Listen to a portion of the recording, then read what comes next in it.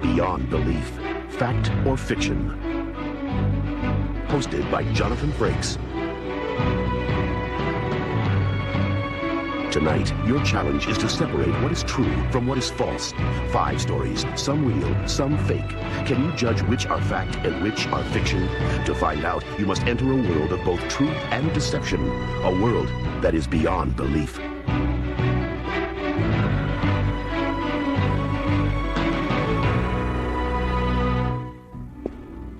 Do you believe that dreams foretell the future? Millions do. Walk into any library, it's easy to find books on the subject. Some cultures believe in the power of dream catchers. Nightmares get caught in the webbing while you sleep, and only the good dreams filter through. Deborah Wilkins could use a dream catcher these days. She's having a dream that's most disturbing. The nightmare returns night after night, and it's more than just frightening. It's the kind of dream that can scare one to death. Please stop. Stop. Stop.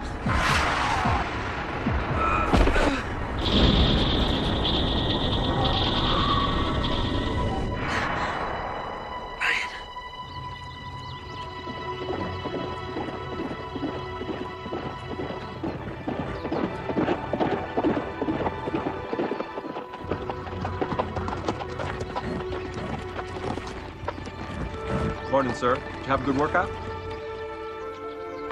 I felt comfortable and accepted by everyone. I hated to spoil our idyllic lifestyle with my neurotic dreams, but I had to share my fears with Brian. It was too upsetting to envision the man I loved being murdered night after night. I just couldn't keep it to myself.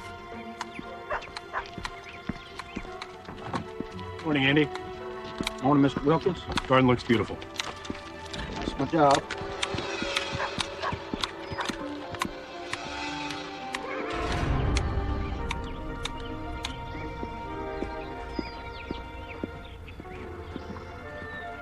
Morning. You all right? I had the nightmare. Again. The same man attacked you from behind with the long-bladed knife. I still can't see his face. Deborah, it's just a dream. Nothing more. I'm so afraid of losing you. You're not gonna lose me. I'm yours forever. Forever.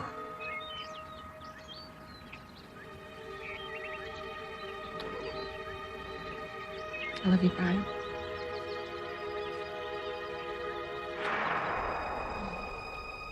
No. No, please. No, don't. No, don't hurt it, please. Don't hurt it. Help me.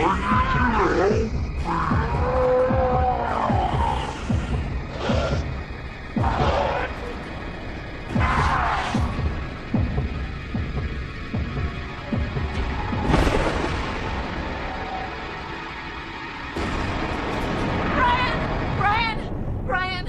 I saw him. This time I saw his face. Oh, calm down, honey. Calm down. No, I saw him. It was Andy, the groundskeeper. He murdered you with a long knife.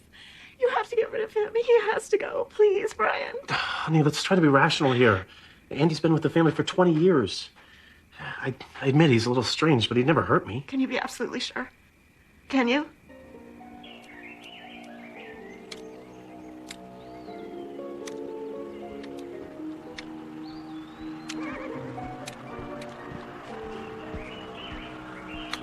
Andy, I have to talk to you. Yeah? Look, this isn't easy for me. I've been having some financial problems. Financial problem? You? What I'm trying to say is, I'm gonna have to let you go. I'm sorry. What? It's nothing personal. It really isn't. I just have to make some changes here. Well, how come I'm the one that's got to go? I've been here longer than anybody. Your daddy hired me 20 years ago. I know. I told you I don't feel good about it. You ought to feel good about it. It ain't right. It just ain't right. Look, I always done a good job for you and your wife, hadn't I? Well, hadn't I? Okay, take it easy. I'll give you 6 months severance and references. You can't afford to keep me on. So you can afford 6 months pay for no work? That's the way it is. I want you to leave today. Fine. I don't need your stinking references.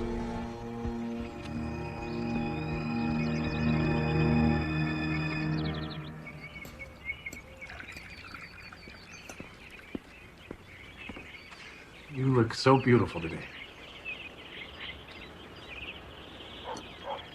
Have a good ride.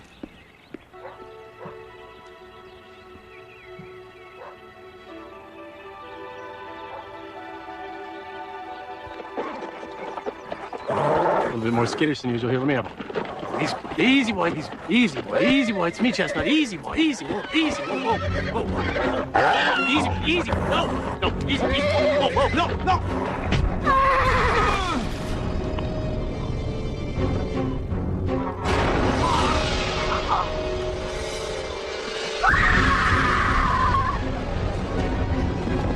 Brian died of the wound inflicted by the hedge trimmer. It had been left in the bushes by Andy when he was dismissed.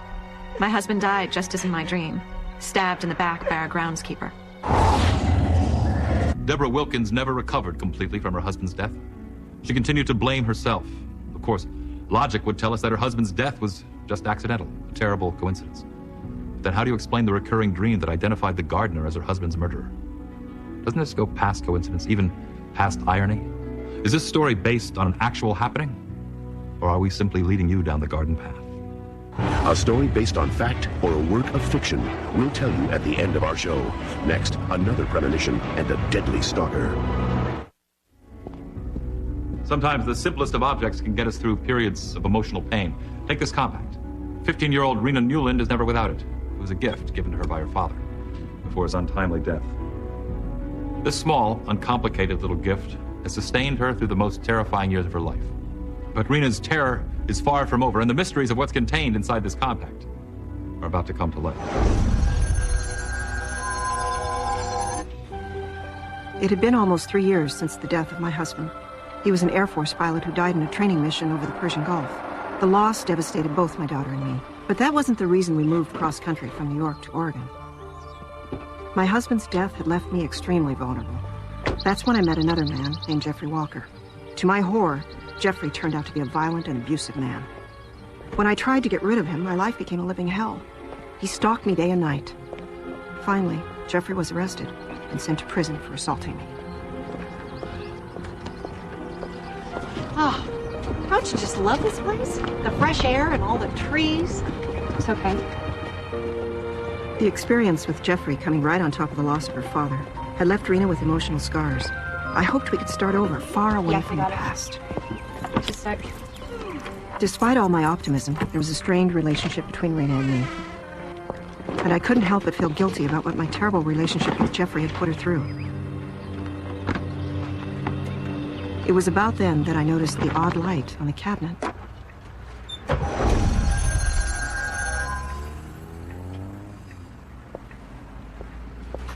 What's that, sweetheart?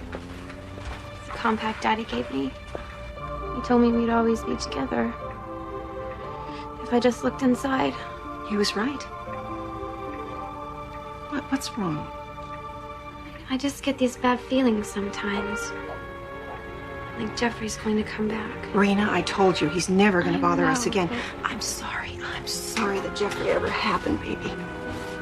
I really am. I felt so sorry for Rena. She would go from periods of quiet isolation to being an exposed nerve ending. And I never knew when the next explosion was coming. I love you. And I miss you.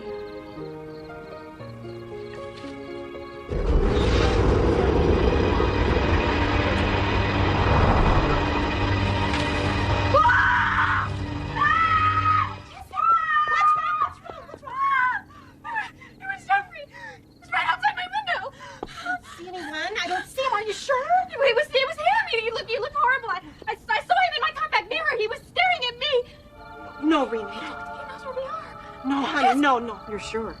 Yes, you're absolutely sure. Okay. Yes, thank you for your time. Rena, the man at the prison says that Jeffrey is still locked up.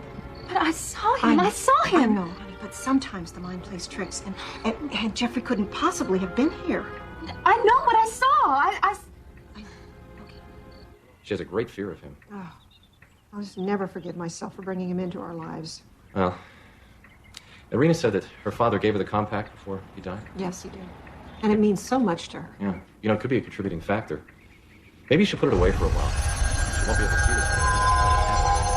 It's important that we try to break the cycle. I'll do anything. I can't stand to see her go through this. Let's set up a session for next week. To see what she's doing.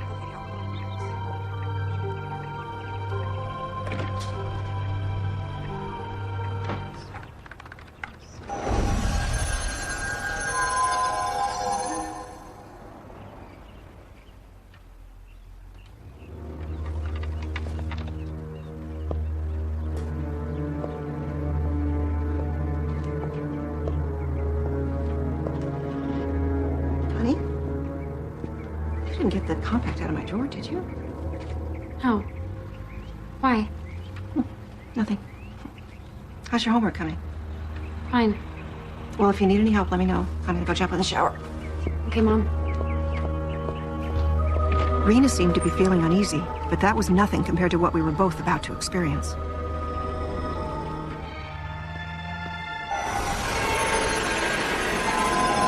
It was that light again. The same one I had been seeing for the last few days. It seemed to be coming from Rena's compact, but that didn't seem possible.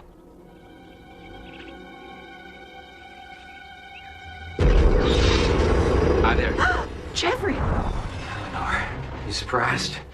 I thought we could try to reconciliate. How did you get out? Oh, it was easy. Just like finding you. I called your mother and told her I was no friend from high school. Here I am in the flesh. Jeffrey, you don't want to do this. Oh, I do, Lenore. No, no, please! Stop it! Look at us. Back together again. Just one big happy family.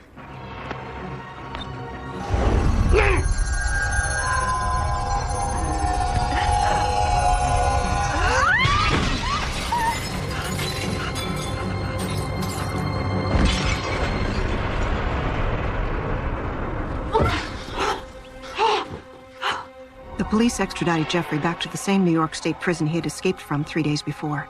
Rena and I moved to another location and have felt safe ever since. And now, when Rena looks in the compact, the only thing she sees is her face next to her father's. How could Rena have possibly seen the stalker's reflection while he was still thousands of miles away? Was it only her imagination? If so, how do you explain his appearance so soon afterwards? Was it a premonition of impending danger? Or was it a warning sent by the spirit of a dead father still trying to protect his daughter? Is this story of the strange mirror a series of lies? Or does it reflect the truth? A story based on fact or a work of fiction, we'll tell you at the end of our show. Next, we continue our theme of dreams and revenge. Have you thought about buying a used car lately? There are lots of ways to do it. Everything from visiting the used car lots in person to surfing the internet. But most people still rely on the hundreds of listings in the classifieds and handout publications. Ronnie Mercer has been combing through these of late for a bargain. He's getting ready to start college, and his parents have promised him a car of his own. But Ronnie's dream is about to unravel. And it may just turn out to be more than he ever bargained for. Bob Mercer was an honest, hard-working accountant employed by John Cutler, a dishonest, devious boss. Well, I certainly couldn't ask for anything more. Except a smarter accountant. For each of the last 3 quarters, I asked you to write off those research costs. Look, Mr. Cutler, as I indicated before, those costs can't be claimed as research. Isn't your son going off to college soon? Yes, next month. You have another chance to make it right, Bob. The 4th quarter report can be a happy ending for everybody. But those expenditures netted an asset, which is a taxable event, and How's this for an event? You pathetic bean counter. You're fired. And so Bob Mercer's career at John Cutler & Associates was ended by John Cutler himself. That night, Bob broke the news to his wife, Susan. I think it'd be best if I talked to him alone. Okay.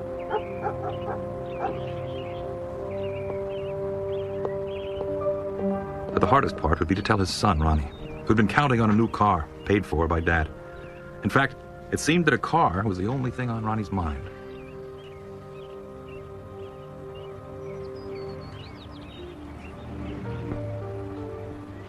Nice work. How many does this make? Stop counting at 200. 200? Wow. What's wrong, Dad? I was fired today. Mr. Cutler fired me. You'll get something better, Dad. I know it. We'll see. But until I do, school's starting. And now this. I'm sorry, but I think we're gonna have to wait on the car. Well, it'll just give me more time to shop around.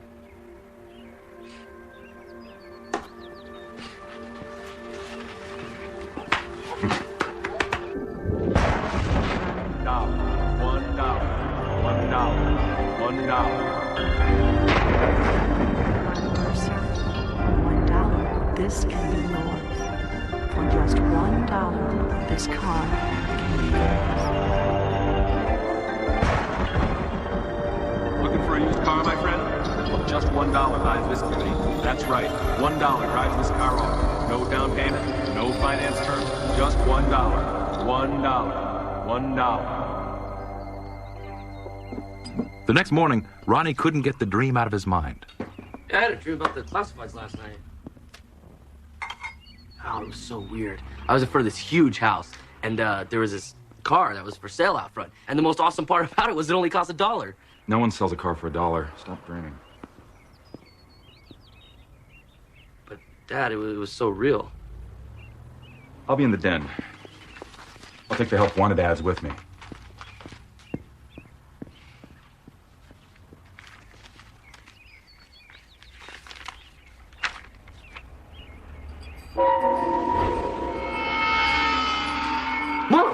Mom, look at this. It's here.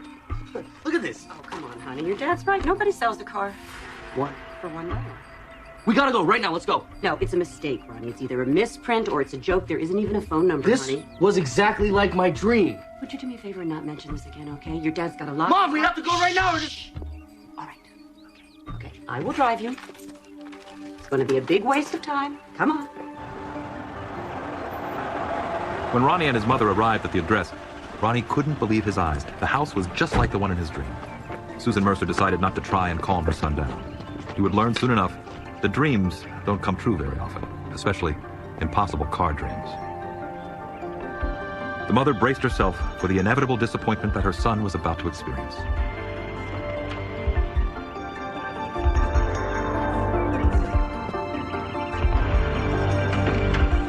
It didn't seem to make any sense. The woman at the door had invited Ronnie inside. Susan was beginning to feel very strange about the entire incident.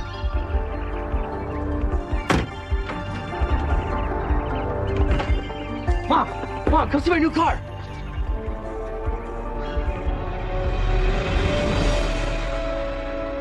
There it was, the same shiny sports car that Ronnie had described in his dream. And from the way he was acting, he had actually bought it for $1.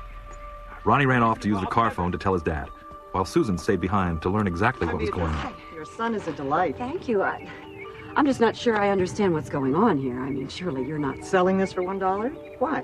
You think it's too much? No, I just don't get it. It's a story I'm sure you've heard before. After 30 years of marriage, my husband is trading me in on a newer model. He was always afraid some creditor would come after his beloved car, so it's in my name. Selling it is going to break his heart. In fact, he should be home from work any time now. I hope your son enjoys this car as much as my husband did. Oh, he will. He will. And who was the man who lost his most precious possession for $1? Where's my car? Where is my car? It was John Cutler. Your precious car traded you in, John Cutler. And for a much younger model, I should add. But don't worry. I drove a very hard bargain. The same John Cutler who had fired Ronnie's father.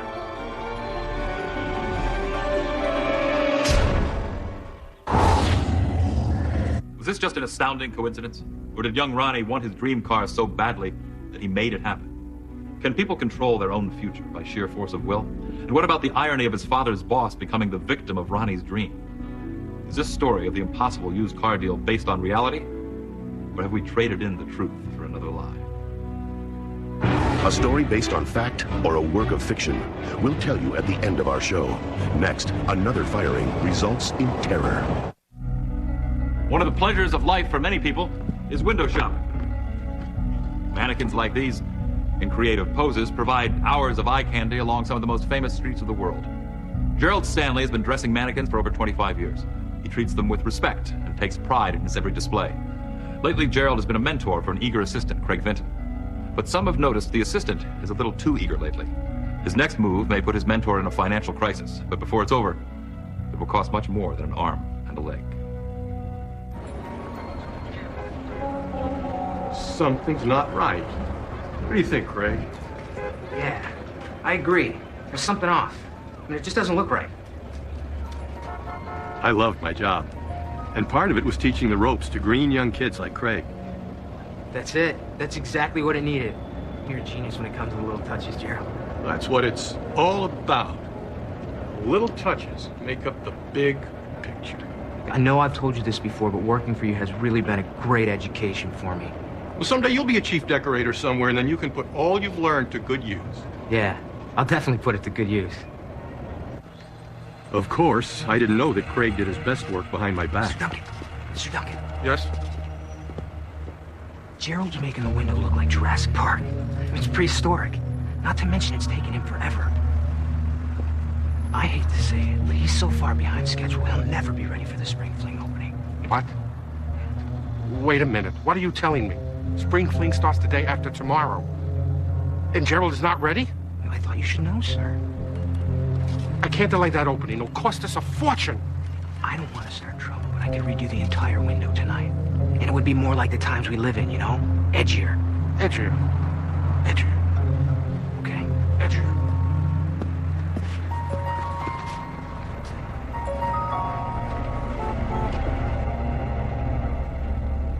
I don't believe this.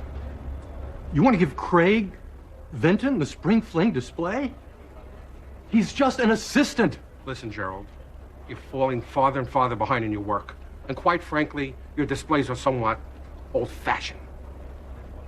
Old-fashioned? Management wants something a little younger, hip, you know, edgier. And they don't think you could give us that anymore. You're firing me. Really don't have a choice.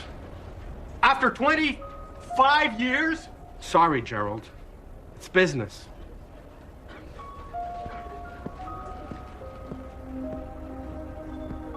I took one last look at the figures in my shop. They were almost like real people to me. Craig wasted no time. He dismantled my display before I even had the chance to clean out my desk. What are you doing to my troops? These aren't your troops, Gerald. They're just plastic dummies. They're just tools for my art. I'm creating something new, different, something you wouldn't understand. You know what you are, Craig? You're a miserable, two-faced little suck-up. Yeah, but I got your job, old man. You back off, Gerald, or I'll call security.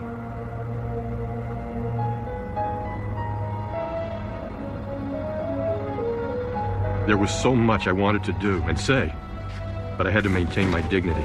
If not for Craig, then at least in front of my figures. The only true friends I had.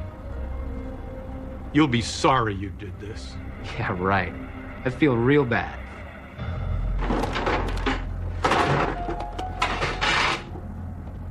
He was trying to hurt me by hurting them. It was almost as if I felt their pain at Craig's abusive treatment.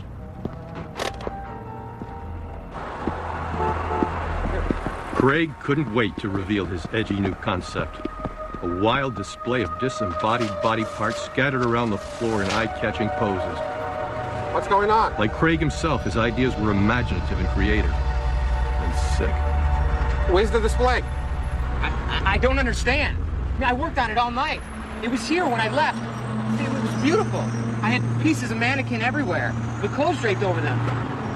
It's Gerald. It has to be him. Look, I don't know what your game is, but either I get a Spring Fling display by tonight, or you're out of here. Yes, sir. I'll recreate it at once. Craig thought I had sabotaged his display, but I was out of town. I don't believe this. That maniac put them all back together again.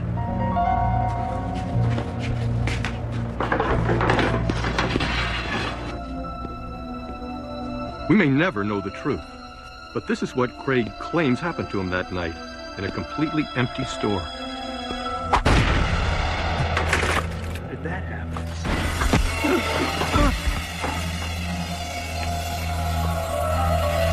Gerald? Gerald? Where are you? Come out and face me. Gerald, where are you? I know you're doing this to me. I know you are. Stop it!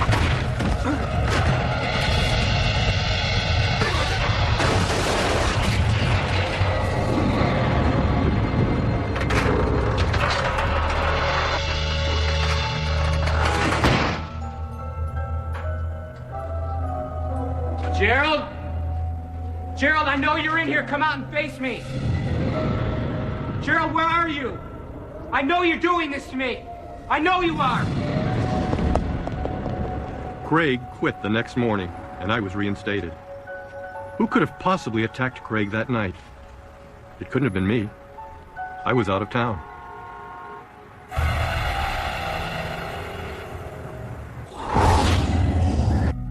Were Craig's problems with the mannequins just a result of his own clumsiness? If not, what could have possibly caused the mannequins' assault on Craig? Was the deposed Gerald controlling things from behind the scenes? Or is the explanation more mystical? Could it be the mannequins actually had human feelings of hatred for their new dresser? Do you think this story puts the truth on display? Or is it merely window dressing?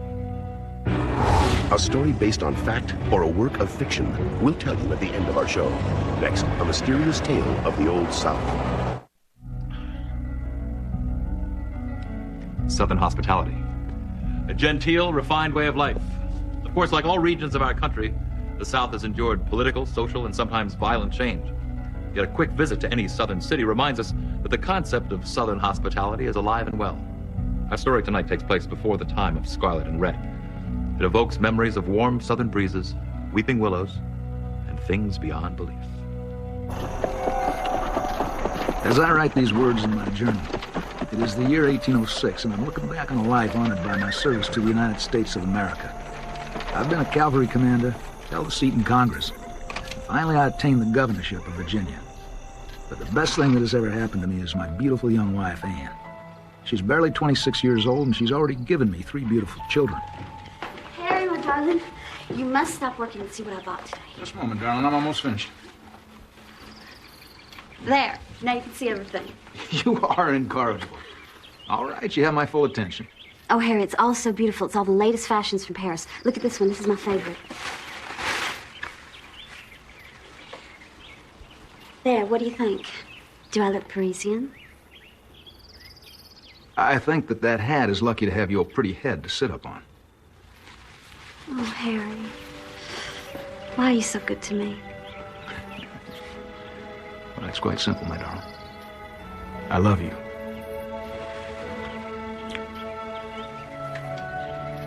My evenings on our plantation were most comfortable. There were many pleasant dinners with good friends and old political allies. I really wish you would consider writing for my newspaper, Harry. I know you're a busy man, but your views on federalism should be read by the people.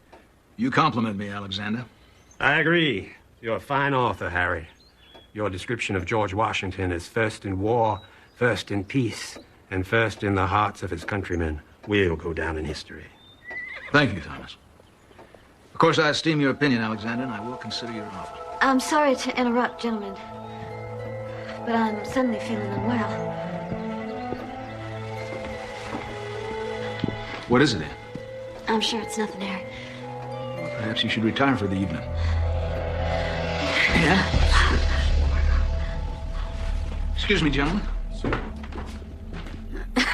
I'd never seen Annie take an ill before. I was shaken by it and extremely concerned.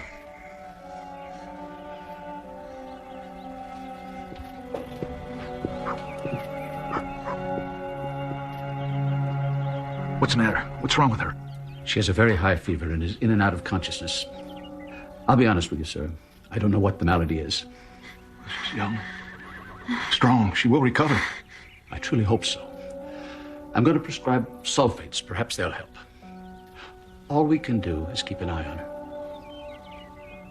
Thank you, Doctor. Thank you for coming to us.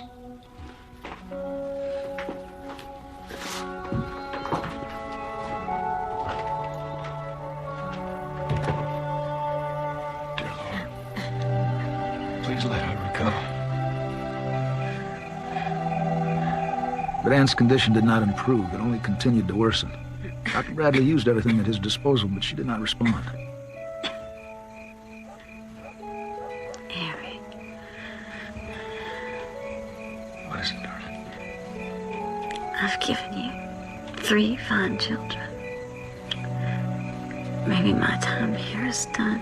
You mustn't say that. Don't give up, Anne. Fight on. I love you.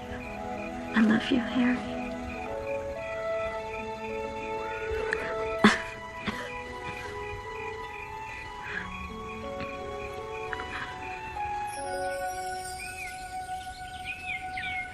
Harry?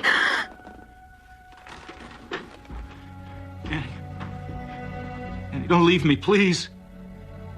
I'm sorry. Oh, my beautiful. Anne never regained consciousness after that. Dr. Bradley pronounced her dead later that day. I found myself frozen in place, unable to move. I'd weathered so many battles and seen so much death in my time, but nothing had ever left me so devastated. Gravediggers were to start their work that evening. I wanted the moment of Annie's actual burial to be a private one, just shared by the two of us. How can I put you in the ground, my beautiful darling? I must be going crazy. Help me. Help me. Harry? Help me, Harry! It can't be. Annie! Oh my God, Annie! What happened? In hindsight, Dr. Bradley guessed that Annie must have been in a living death. Once the illness had run its course, she revived. 1 year later, my wife, Ann Lee, gave me another child. It was a boy. My dreams were that he would follow in my footsteps and become a leader of men. We named him Robert E. Lee. There are many recorded incidents of premature burials in the early 1800s. Medical science was still growing and diagnoses were often wrong. Is that what happened here? Or did fate step in? Was Ann Lee brought back to life because history had plans for her yet unborn son, Robert E.? Is this story that takes place in the antebellum era inspired by an actual event? Or have our writers gone south on us? Next, you'll find out which of our stories are fact and which are fiction when Beyond Belief, Fact or Fiction returns. And now it's time to see which of our stories are inspired by actual events and which are totally made up. Let's look back at the story of the premonition dream that resulted in death. True or false? No. No, please. No, don't hurt it, please. Deborah, I need you to help me!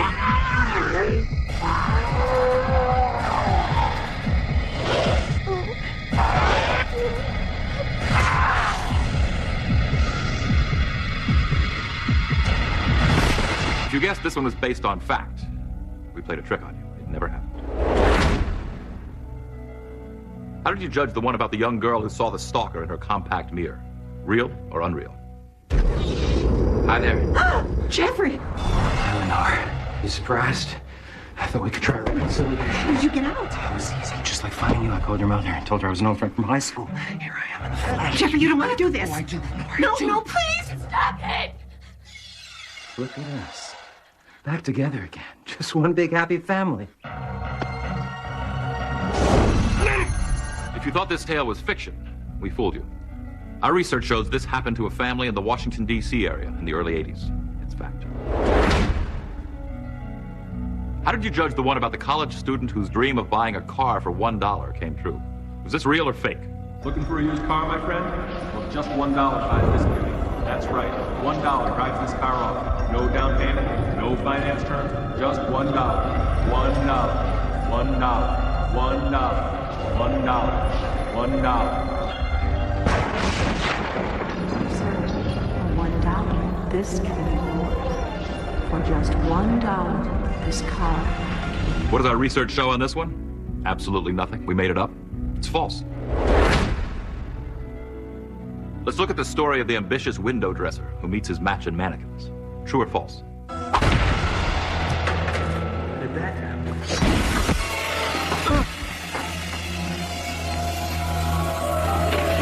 Gerald? Gerald? Where are you? Come out and face me!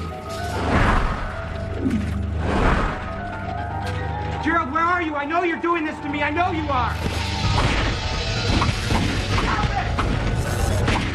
Did you think this one was based on reality? Not this time. It's a fake. How about the tale of the Old South, the premature burial, and the birth of General Robert E. Lee? History or hogwash? How can I put you in the ground, my beautiful darling?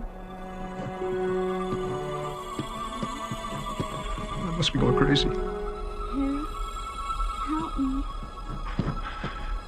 Help me. Harry? Help me, Harry? It can't be. Annie! Oh my God, Annie! If you thought we made this story up, you're wrong. It's based on actual published stories about Robert E. Lee and his father and Light Horse Harry. How did you do at separating fact from fiction tonight? We've tried to demonstrate that it's not an easy task. For sometimes truth and falsehood live in the same world. A world that's beyond belief. I'm Jonathan Frakes. The story entitled The Stalker is based on first-hand research conducted by author Robert Trelans. For Beyond Belief, Fact or Fiction, this is Don LaFontaine.